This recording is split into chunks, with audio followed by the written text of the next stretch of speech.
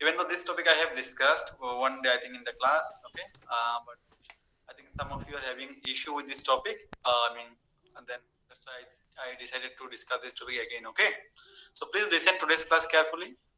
During the discussion, if you have any question, you please ask me. Okay, so let's start.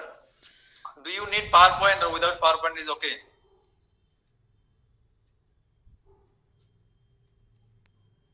Sir, please use PowerPoint. Point. Okay, so okay, let me first introduce this topic first without PowerPoint. Then I will use PowerPoint. Okay. Okay. So let's start. So see, in the if you look at the different part of the world, okay, and I mean modern democratic country, okay, in modern democratic country are very much welfare oriented, right? Welfare oriented means government actually makes so many policies and programs for the development, right? For the development of the country, right? But there are very one of the very important, not important actually, one of the big enemy of the of this development. You know what? It is called corruption, right? So if any country there is a corruption, okay, uh, the the desirable development, okay, they cannot actually achieve. Whatever they can achieve, they cannot achieve, right? They cannot actually reach to their potential even. Whatever they have, they will not be able to use their available resources in the best possible manner if any country were facing the corruption issues, right? And recognizing the importance of dealing with the corruption, okay, the different countries around the world, they have actually developed different types of institution. For what? For redressing the corruption related allegations. Okay, one such institution was actually first developed in the Sweden in the year 1809 or 1809, and this institution name was what? Ombudsman. Okay, so ombudsman was the first institution in the world which was created for what? For dealing with the corruption, or for dealing with the corruption related allegations, and it was first established in Sweden. So when Sweden established this institution, okay, ombudsman, uh, uh, ombudsman is an institution, anti-corruption authority, you can say, okay. So when Sweden established this institution, and they started getting a result out of it. I mean, it started functioning properly, okay. As well as many other country, okay, started copying it, and they established in their own country also. Like for example, after the Sweden, Denmark, New Zealand, okay, Norway, okay. These are some of the countries. They also established the anti-corruption institution. Okay, they just changed their name. Like instead of ombudsman, they call something else. Okay, they localized name as per their understanding, or as per their local, you can say the language and all. Okay, but in India, okay, India actually we got independence after 1947, right? So we cannot imagine back then 1809. Okay, we were under the British rule, right? So when India got independence, okay, so this is the first time you should remember that first anti-corruption institution was established in Sweden. After that, many countries followed, okay, and where India also inspired from all these types of institutions, okay. But India, since it got independence 1947, okay, so we cannot imagine establishment of ombudsman before 1947, right? So it was established 1947, okay, but when it was exactly established, we'll understand today's class. And what is the name of Indian ombudsman? We'll understand. Okay, its composition, jurisdiction, and then we'll try to actually critically analyze also if possible, if time permits. Okay, so this is our today's discussion. Now let me share my screen. Okay, now if I you won't be able to see me, because if I present something, then you cannot see me. Okay, so if you have any question, instead of sending message also in the text box, you ask me directly. Okay, now students are joining.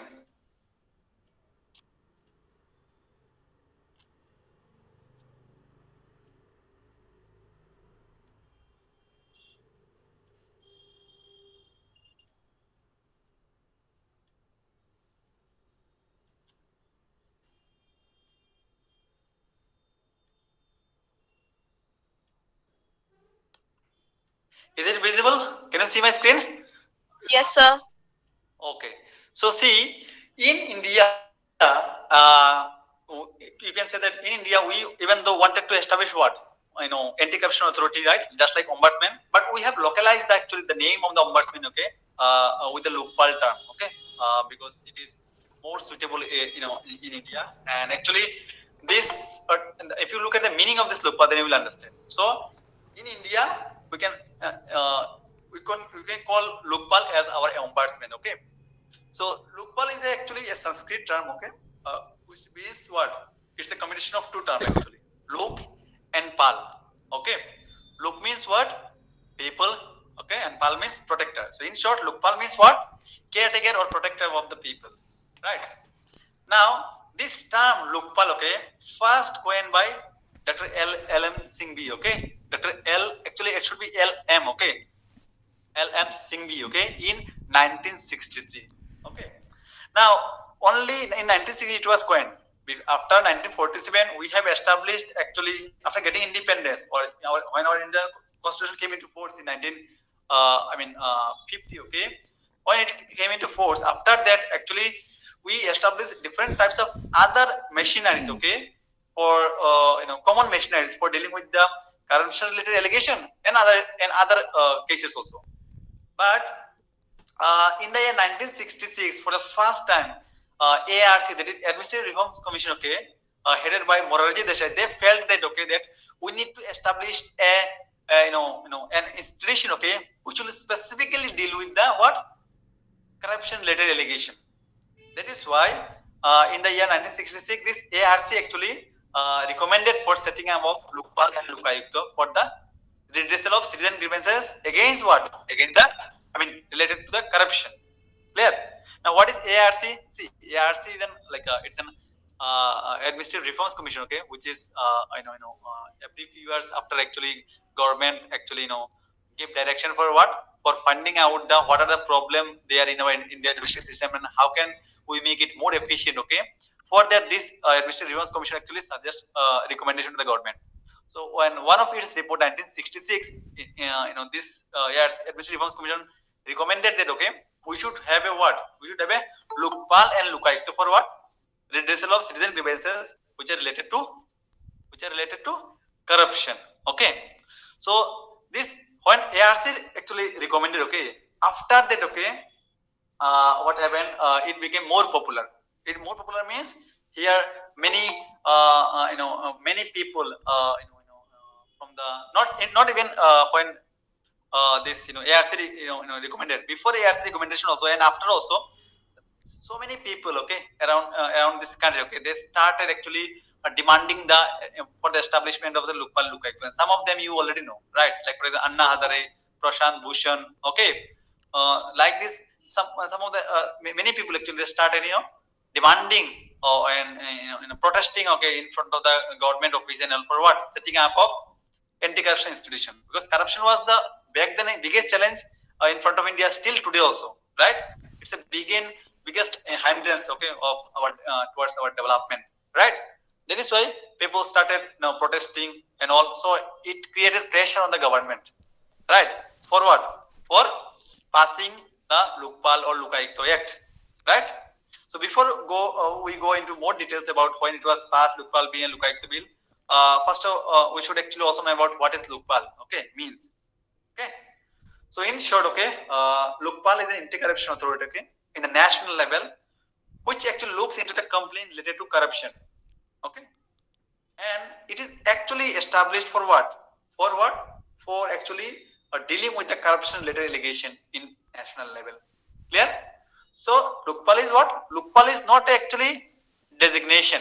Please remember, Lokpal is not a designation, okay? It is an institution, okay, which having the authority to what, to no to investigate the corruption related allegation at the national level, okay.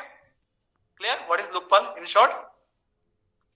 Now let's try to understand more details about when this Lokpal was passed, because see, in order to establish institution can be different types, right? Constitutional body, statutory body, executive body. I have discussed in one of my class, right, in the college also. So now we'll understand, okay, whether Lokpal is a constitutional body or statutory body, or when it was passed, okay, we will understand. Now, a very short history of the Lokpal and Lokayukta bill. Okay, actually, Lokpal and Lokayukta bill passed together in 2013. Okay, sorry, 2014 actually it should be. Okay, anyway, let's try to understand from when it was first introduced. So this we know that in order to establish any statutory organization, okay, or the constitutional body, okay, there has to be a bill should be proposed in the what in the parliament, right, in either house of the parliament, right. So similar process also they followed while enactment of Lokpal and Lokpal institution. Okay. So in the year 1968, what happened? For the first time, Lokpal bill was introduced in the parliament, but not passed. After that, multiple attempts were actually made for the passing, but sometimes it was not passed because government withdrawn. Sometimes it was not passed because parliament, session, parliament was not in session. Okay. Also, due to the multiple reasons, also because of some contradictory provisions that whether prime minister should be there or not in the ambit of Lokpal or not. Okay. So due to multiple reasons, what happened? This Lokpal bill could not pass until 2013. Okay. And finally, in the year 2013, this Lokpal and Lokayukta bill was passed by the Rajya Sabha on 17th December and Lok Sabha by 18th December 2013. Okay, but we know that in order to pass any law or any act, okay, it has to get what president assent also, right? So until in 2013, what happened? This Lokpal and Lokayukta bill was passed from the both house of our parliament. Okay, but main important process left, you know what? President assent, right? Because unless any bill get president assent, it cannot be considered as passed. Okay. So finally, this Lokpal and Lokayukta bill got president assent on when? 1st January 2014. Even though in all the books, almost all the books, you will see that it is written that Lokpal and Lokayukta Act 2013. But in true sense, actually, it should be what? Lokpal and Lokayukta Act 2014. Why? Because in 2013 it only passed from the both houses of the parliament only, right? It did not receive president assent, right? So when it was received, it was received, actually it received president assent, then we can call it as an it is finally passed, right? So in true sense, the Lokpal and Lokayukta bill was passed in 2014 1st January. After that also, this act came, implementation not started. It came into force from when? From 16 January 2014. After that, they took a lot of time for what? For searching the suitable candidate for the functioning in this Lokpal institute. Okay, and as a result, finally, for the first time, we appointed the chairman of Lokpal in 23rd March 2019. Even though we got independent in 1947, right? But we have established our chairman of Lokpal when? In 23rd March 2019. Now, who was the first chairman of Lokpal? So, what is the person? Anybody knows his name? Anybody knows his name? Shashwati? No, sir. Pinaki, sir. Don't know. Yes, Sir, Pinaki. it is Pinaki. No, it's not only Pinaki. Tell me the full name. Justice Pinaki Chandra Ghosh. Okay, so he is the first chairman of Lokpal, and presently also he is the Lokpal chairman. Okay, please remember. Now, who can appoint? Okay, the chairman of Lokpal will understand, and then their eligibility and other member eligibility. Also I will discuss. Okay. Now, Lokpal actually, chairman of Lokpal. When I am saying Lokpal, it means chairman. Okay, here I am talking about chairman. So Lokpal actually, chairman actually, is selected by what? A selection committee. Okay, and this selection committee actually comprises of. It's a very powerful selection committee. It comprises of some very important person like prime minister means current prime minister. Okay, present prime minister always. Okay, and then speaker means yes, speaker of Lok Sabha, okay. CJI means Chief Justice of India, okay. I mean Supreme Court, and an eminent jurist nominated by the president. Okay, so here eminent jurist is a very big term. Okay, here actually government also get chance to actually use its own discretion.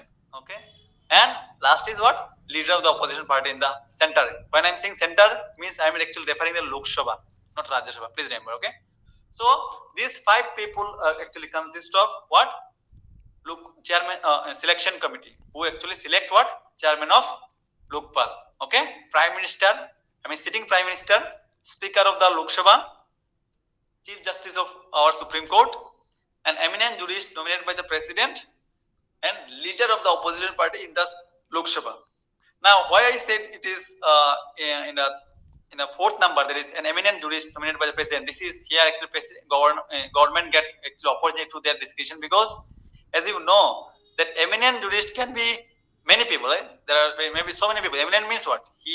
There was no corruption related cases against him. He did something like maybe he in academically he was very good. He did won some important maybe case. Okay, or maybe he was a very good civil servant. There may be so many, right? I mean not civil servant, or judge also, right? So here as president actually works as per the aid and advice of the council of minister headed by the prime minister, and council of minister and prime minister is a part of the central government, right? As a result, ultimately, okay, ultimately actually not, it is not the president who actually nominate the name of the this eminent jurist. Okay, it is ultimately the the current government actually they nominate the name here. Okay, anyway, so in short, these are the five people, okay, who consist of this selection committee. Okay, I hope it is clear. Now let's try to understand the composition. So see, India is a very vast country, right? So many government employees, right? Ministers, MPs are there. So it's not possible for a single person to handle so many complaints, right? That is why here if you look at the composition, okay, it's not a single member body, it's a multi-member body comprising of what? Chairman and up to what? 8 members. Please remember, chairman and up to 8 members, not its maximum. Okay, not more than 8 members. So in short, there can be maximum 9 members in the Lokpal. Okay, now what is the eligibility out of eight? Okay, out of 8, so total 9 members. Okay, obviously one is chairman, right? Now the chairman of the Lokpal can be current or former judge of the Supreme Court. Okay, or what? An eminent person. Okay, eminent person having what? Outstanding ability, special knowledge, and expertise of not less than what? 25 years in experience. Okay, 25 years experience. Okay, in the matter related to what? Anti-corruption policy, public administration, vigilance, law and management, finance, including insurance, banking. So in any of this field, suppose if you working in the banking industry, if you working in the insurance, if you are a civil servant, if you are a civil servant, then you will come under the public administration, right? So if any of this field you are working, okay, for and having the 25 years of experience, then also you are eligible to what? For the your name can be nominated for the position of chairman of what? Lokpal.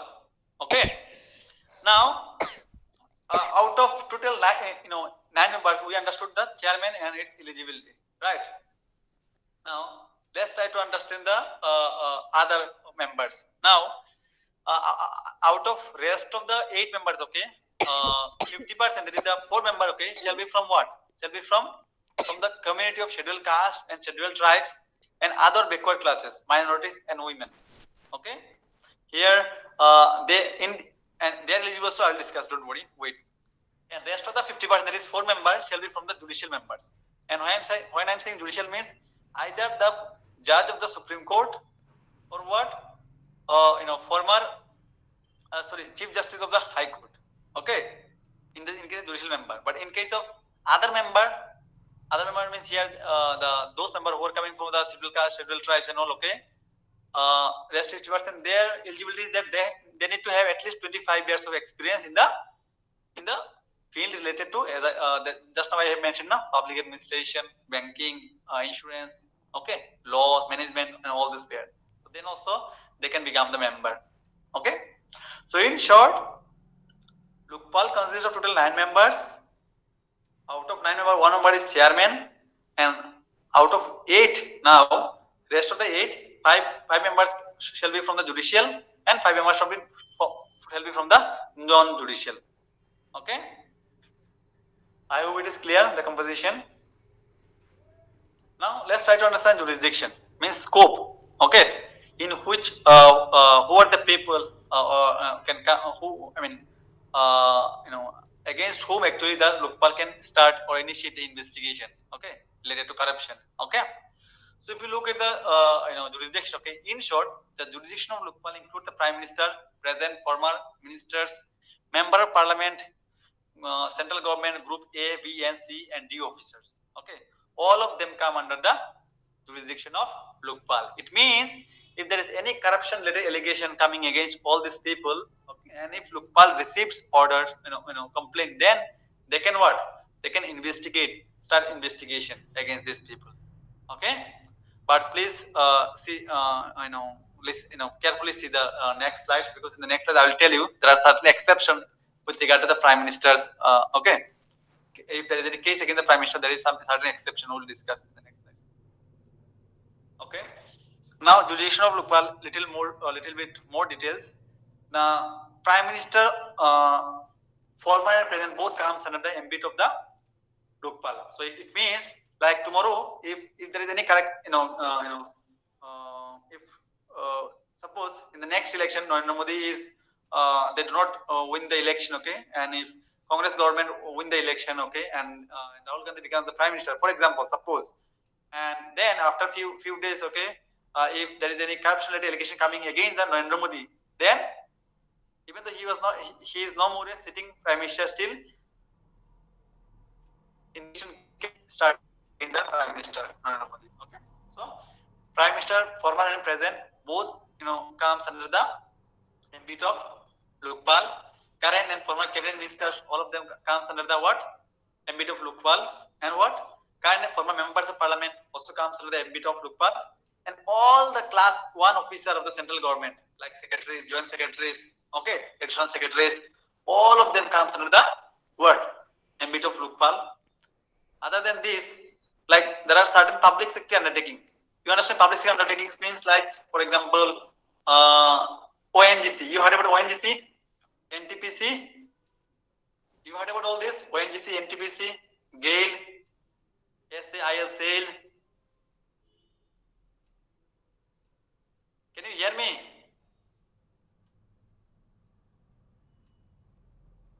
Am I audible to all of you? Yes, sir. Yes, sir.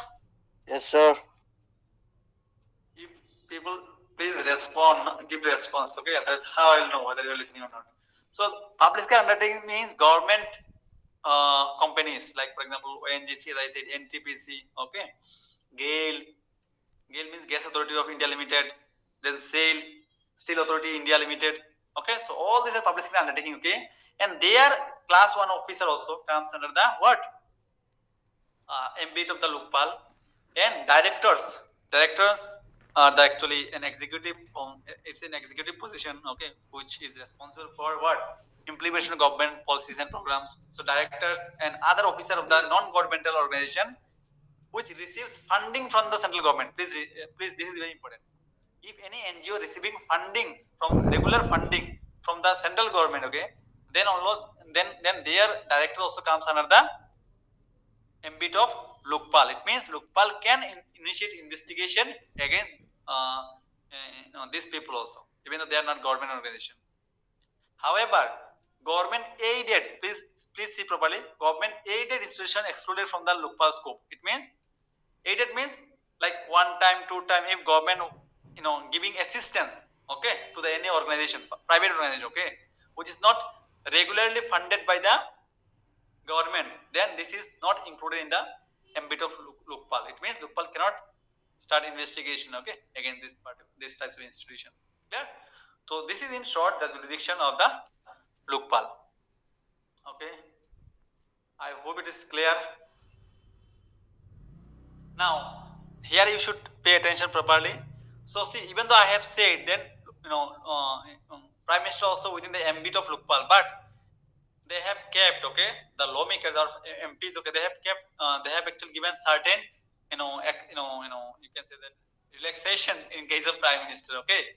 They, in the provision in this Lokpal and Lokayukta Act, it was mentioned that, okay, that Prime Minister, the corruption-led allegation, okay, even, even if coming against the Prime Minister, okay, then it will be investigated by Lokpal. But if corruption is in the field of international relations, okay, external internal security, public orders, atomic energy and space, in this sphere, okay, if there is any corruption allegation coming against the Prime Minister, then Lokpal will not actually investigate this matter.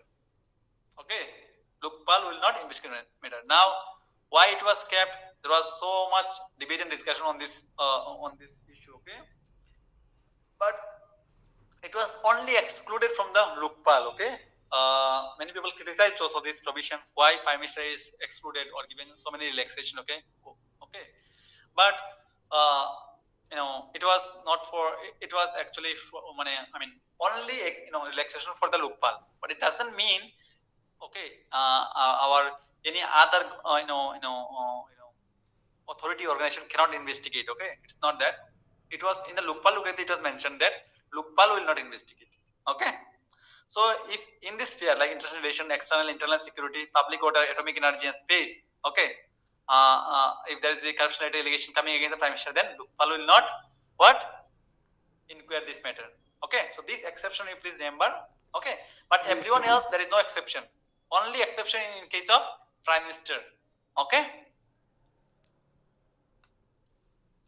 Now, this is not very important, but still you should remember if you want to know, like salary allowances, okay, like how much they get, okay, and if you look at the chairman of the Lokpal, Chairman Lokpal get the equivalent salary and all the allowances of Chief Justice of India, okay, and just like other judges of the Supreme Court, whatever they receive salary and allowances, same thing also other member of the Lokpal they also receive, okay.